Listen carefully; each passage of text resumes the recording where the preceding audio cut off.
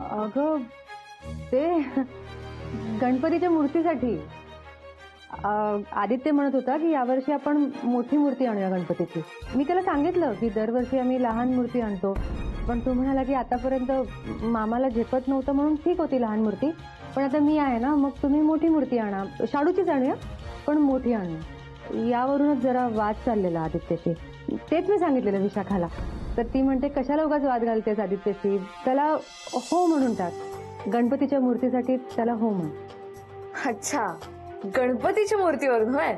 मानूया ना मूर्ती आपण आदित्यच्या मनासारखी. आणि हे बघ, इथून पुढे कुठल्याही गोष्टीसाठी तुला आदित्यला कन्व्हिन्स करायचं असेल तर मला सांग. आदित्य माझं सगळं ऐकणार, मला माहिती. तुला अजूनही हवी का लहान मूर्ती? लगेच सांग, मी आदित्यला कन्व्हिन्स करते. तसे आज आम्ही बाहेर जाणार आहे.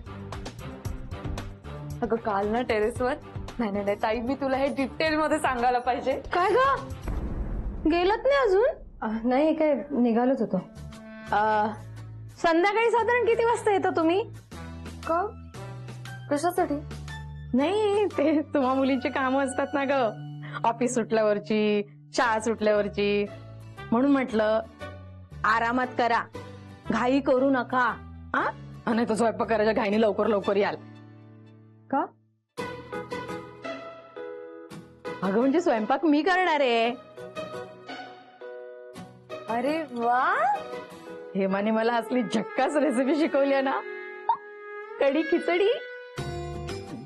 म्हणून म्हणते सावकाश या, काही घाई करू नका. क्या बात आहे मावशी, कढी खिचडी, वा.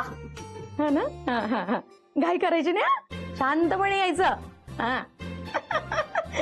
मावशी पण ना. चल, आपला उशीर होतोय. यार ताई, तुला सारखं सांगायचं राहूनच जातंय. आज रात्री रात्री नक्की सांगते मी. हा,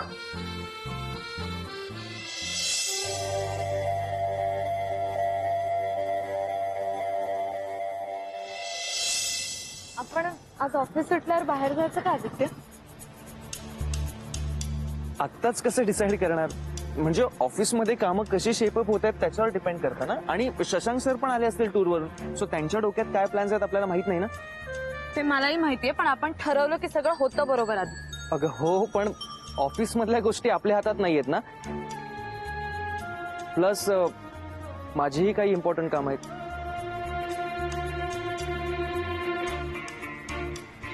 फाईन. अगं आता कसं समजवायचं हिला?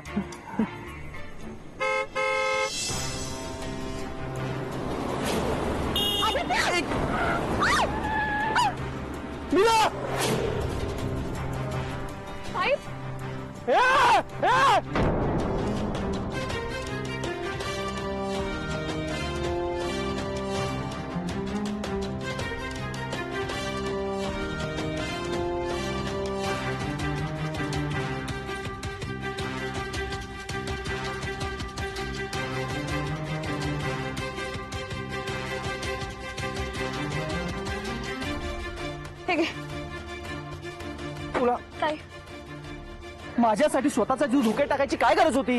अरे आदित्य, तुला लागलं नाहीये ना? नाही. एक सेकंड पाणी घे. सावकाश.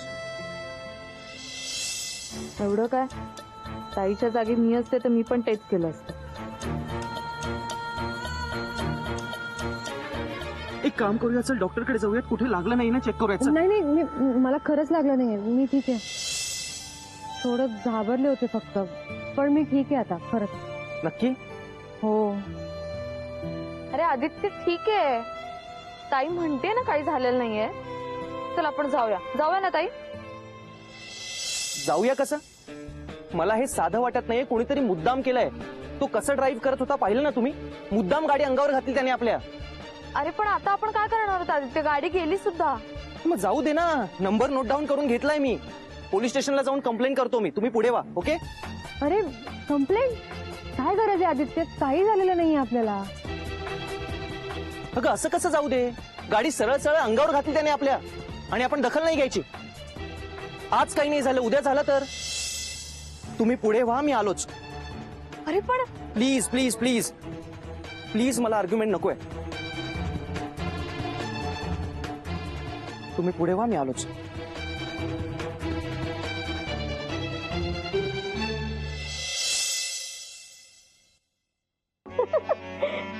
करू आणि काय नको असं होऊन गेलं मला. तांदळा मागतो 2 डोळे आणि देव देतो 1. वकील साहेब पण खुश झाले माझ्या साहित्यिक बोलण्यावर. घरच्यांनाच किंमत नाही माझी. घरच्यांचं जाऊ दे, पण घर तर माझ्या नावावर होणार आहे ना. मीराई लग्नाला तयार झाली आहे, आणखी काय हवंय? ए आई काय रे? बाबा कधी येणार? येतील 2-4 दिवसात. काय काम आहे? नाही, ते कॉलेजच्या ऍडमिशनचे काही फॉर्म्स होते, त्यावर त्यांच्या सह्या हव्या होत्या. बरं, त्यांचा फोन झाला की सांगते मी त्यांना. ठीक आहे? हो, आणि तू कुठे निघालीस? लावलीस नाट.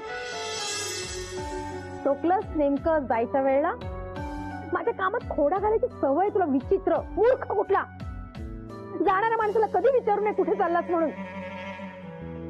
अगं आई, मला तुझी काळजी वाटते म्हणून विचारलं ग. मी येऊ का तुझ्यासोबत आता? काय माझी काळजी करणारा सुपुत्र माझा. अरे तुझ्या काळजीने मी अर्धी होत चालले. चल.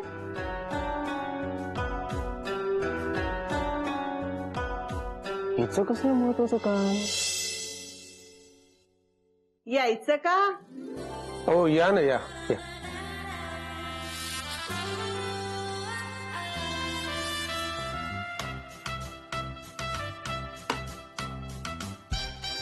आलूवड्या केल्यात तुमच्या आवडीच्या. गरम गरम आहेत तोपर्यंत खाऊन घ्या. हा हा, म्हणजे कमाताईला नेहमी विचारत असते ना मी. आणि हो, उद्या मटारचे पॅटीस पण करणार आहे. अहो प्लीज, म्हणजे संकोचल्यासारखं होतंय. तुम्ही असं आणू नका हो. अहो, मी कोणी परकी काय? उगाच कशाला मानून घेता असं. आणि मला हे सगळं करण्यात खूप आनंद मिळतो. ते म्हणजे मला आवडतं करायला, म्हणून करते मी. आणि मला थोडं बोलायचं पण होतं तुमच्याशी. कशाबद्दल? म्हणजे मुलींसाठी कायदेशीर तरतूद करण्याबद्दल. हो हो. मग झालं का ते काम? नाही, वकिलांशी बोलणं झालंय, पण अजून काम झालं नाहीये. मला काय वाटतं, शक्य तितक्या लवकर केलेलं बरं. म्हणजे तुमच्या मनावर दडपण राहणार नाही. हो, काळजीनं तुमचा असा सुकलेला चेहरा बघितला ना की मला खूप वाईट वाटतं.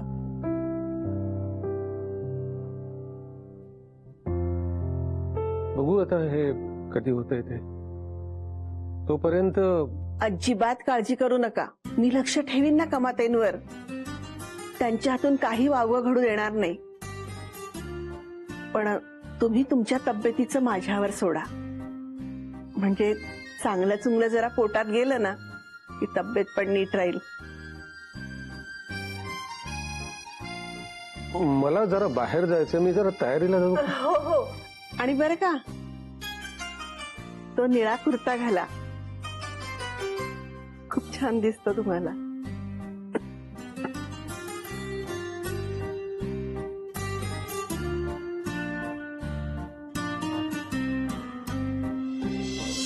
चला, झालं तुमचं काम. हो ना. अहो, आहे काय नाही काय. काम तसं कठीण होतं, पण मी चुटकीसरशी करून टाकलं. भाई ग, बरं झालं. देव तुमचं भलं करो. तुम्हाला गाडीवर केसेस मिळू दे. आता मी काय करायचं? हे बघा, हे पेपर्स आहेत, हे तुम्हाला घेऊन जायचे आहेत. बर. त्या पेपर्सवरती अतिशय चतुराईने तुम्हाला तुमच्या भावाच्या सह्या घ्यायच्या. एकदा का या पेपरवरती तुमच्या भावाच्या सह्या झाल्या की तुमची काळजी संपली. चतुराईने ना झाल्याच म्हणून समजा. अहो, चतुराईच्या बाबतीत माझा हात कोणीच पकडणार नाही. दादानी कधी सह्या केल्या हे सुद्धा कळणार नाही त्याला. तुमचं काम झालं, आता माझं काम. तुमचं कसलं काम? अहो, माझे पैसे, माझी फीज. हो, देते ना. पैसे पळून जात आहेत का? देते. आंधळ दळत आहे, कुत्रा पीठ खाते. घ्या. काय काय म्हणाल तुम्ही? तुम्हाला म्हटलं ना मी साहित्यिक आहे. हां, चांगलं आहे.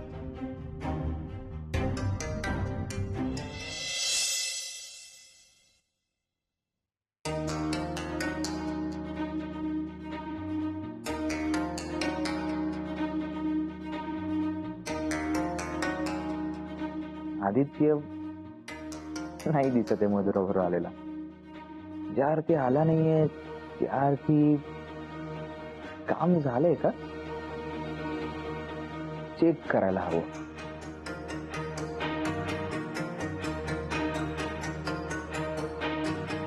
हाय, हाय. आज एकटीच तू? नाही म्हणजे आदित्य नाही आलं तुझ्या बरोबर? अरे नाही, तो जरा पोलीस स्टेशनला गेलाय. काय पोलीस स्टेशन का? काय झालं, मी मीराताई आणि आदित्य घरातून निघालो इतक्यात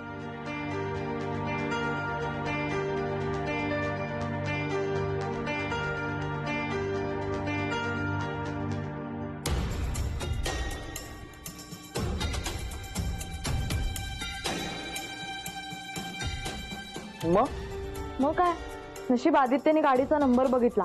आता पोलीस स्टेशन मध्ये गेलाय कंप्लेंट करायला. लोकांच्या जीवाची काही पर्वा असते की नाही? कसे गाडी चालवतात. अरे ही गाडी तर डायरेक्ट अंगावर आल्यासारखी आली माहितीये. आदित्य हुशार आहे, त्याने गाडीचा नंबर बघितला म्हणून बरं झालं. पोलीस सोडणार नाहीत आता. पोलिसांनी इन्क्वायरी सुरू केली आणि त्यांना कळलं की या सगळ्याच्या पाठीमागे मीच होतो तर जाम गडबड होईल. बापरे, कसंही करून या आदित्याला थांबवलंच पाहिजे.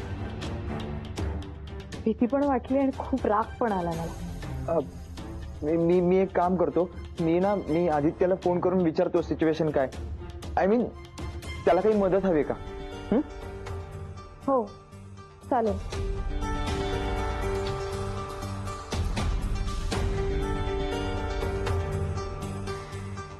काय झालं, लागत नाहीये?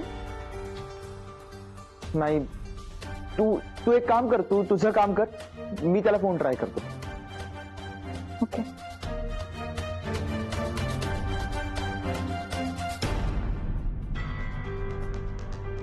चल यार, हा आदित्य फोन का नाही उचलत आहे? काय करू आता? त्या माणसाला फोन करायला हवा, कुठे विचारायला हवं आणि हे प्रकरण ताबडतोब मिटवायला हवं. वेळ जायच्या आत.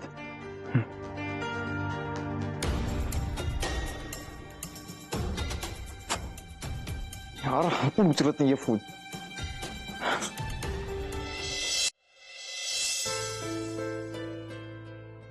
काय गं मीरा, काय झालं सकाळी?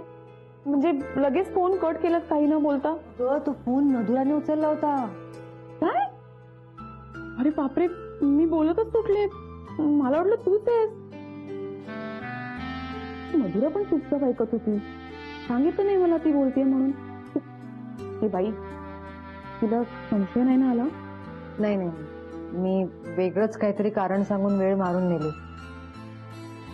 मला जरा जरी उशीर झाला असता ना विशाखा, तर आपलं काही खरं नव्हतं.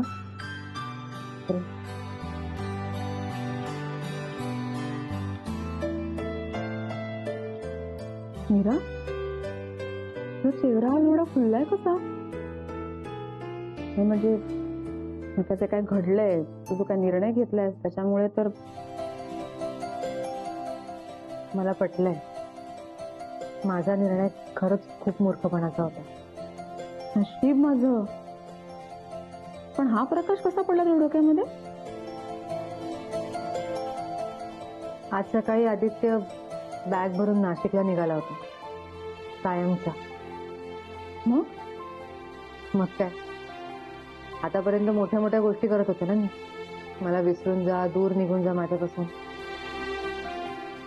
पण आज सकाळी जेव्हा खरोखर नाशिकला निघाला होता ना, तेव्हा मला कळलं विशाखा, नाही राहू शकत ग आदित्यशिवाय. की तू त्याला सांगितलं? हो. काय? तू खरंच त्याला सांगितलं? हो, खरंच सांगितलं. नशीब, वेळेवर जाग आली म्हणायची तुम्हाला. मीरा, प्लीज असा वेडेपणा परत करू नकोस ना. नाही करणार मी पुन्हा असं वेडेपणा, खरंच नाही करणार. पण विशाखा, मला मधुराची खूप काळजी वाटते ग. ते वाटणारच ना. तुम्ही एक काम करा ना, तुम्ही लवकरात लवकर घरी सांगून टाका, म्हणजे कुणाचेच कसलेच गैरसमज होणार नाहीत. थोडा वेळ जाईल ना, थोडे प्रॉब्लेम वाढतील. तेच करणार आहोत आम्ही. आज संध्याकाळीच भेटून आम्ही प्लॅनिंग करणार आहोत की कोणाला कधी कसं सांगायचं ते. ग्रेट. चला बाई, लवकर घाई करा.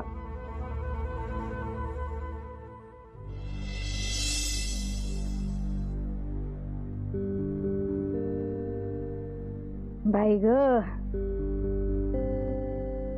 वकिलांनी नामी उपाय सांगितलाय. आता फक्त दादाच्या सह्या हव्या आहेत. पण दादाची सही कशी घ्यायची, त्याला जरा जरी शंका आली ना, नवीन सोडात जे हातात आहे ते पण जाईल.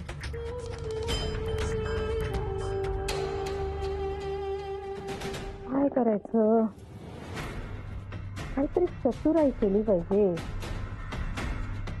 अशी शक्कल लढवायला हवी ना की दादा नकोच सही करून जाईल.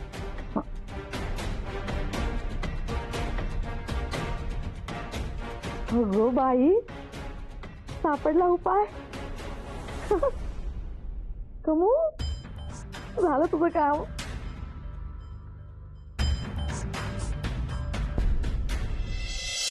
सो असं सगळं झालंय. काय वाटतं तुला?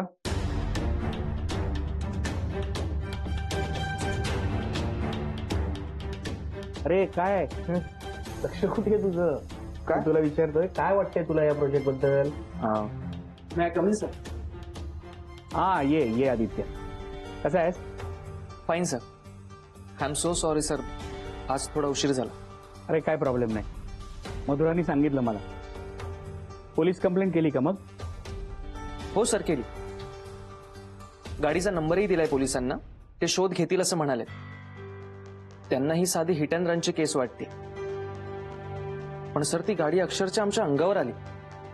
म्हणजे कोणीतरी मुद्दाम करताना त्याप्रमाणे असं वाटलं.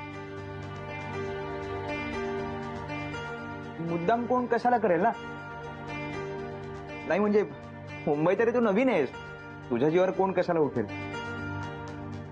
नाही मिहीर, तुला अंदाज नाहीये जग कुठं चाललंय ते.